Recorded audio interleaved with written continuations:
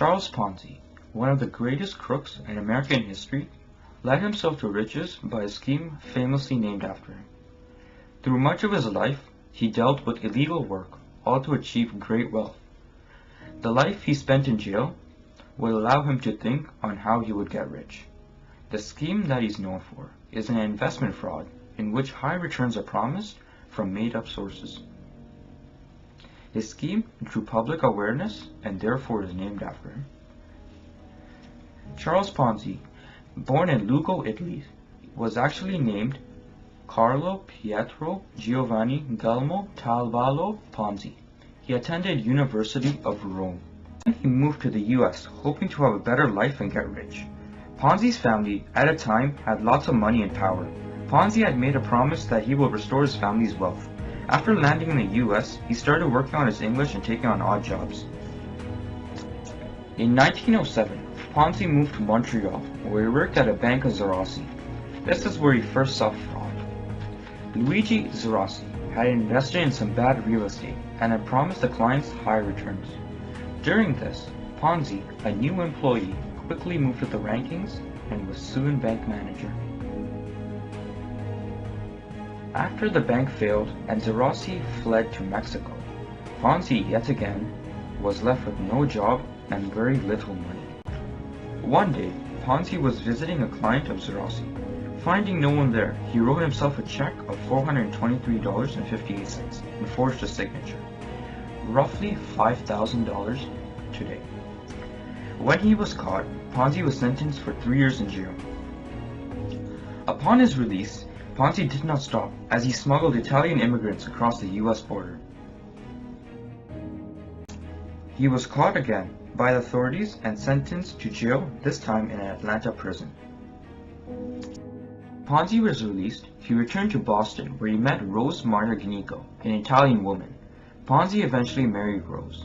However, Rose wanted a simple life, but Ponzi wanted to give Rose a high-end lifestyle.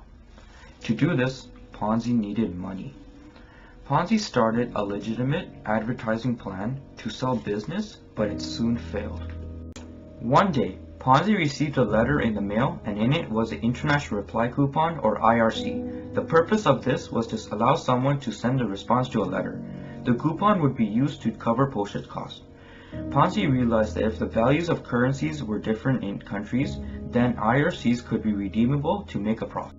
Ponzi needed money and investors, so he approached his friends and promised them that he would double their investment in 45 days, which he could deliver.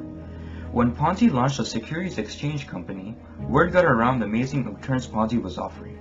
Many people invested in Ponzi's company, and soon there was large lines in front of his 27 School Street, where Ponzi's office was.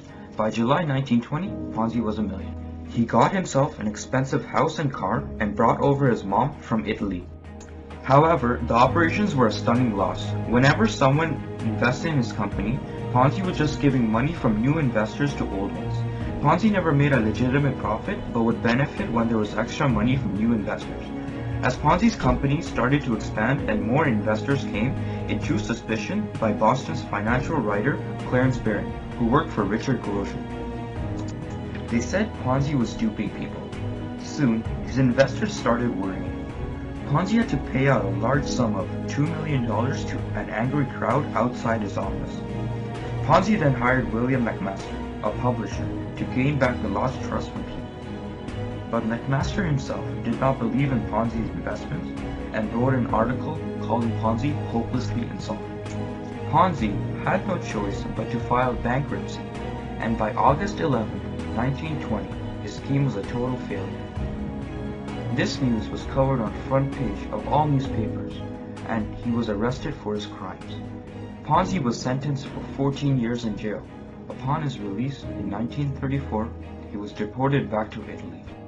In Italy, he did not give up hope and tried more schemes, but he failed in all of them.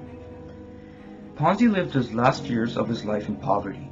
His health suffered, and he died in a charity hospital in Rio de Janeiro in 1949.